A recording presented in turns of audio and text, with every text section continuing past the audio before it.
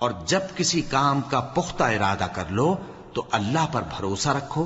بے شک اللہ بھروسہ رکھنے والوں کو دوست رکھتا ہے۔ اگر اللہ تمہارا مددگار ہے تو تم پر کوئی غالب نہیں آ سکتا، اور اگر وہ تمہیں چھوڑ دے تو پھر کون ہے اس کے بعد تمہاری مدد کرے۔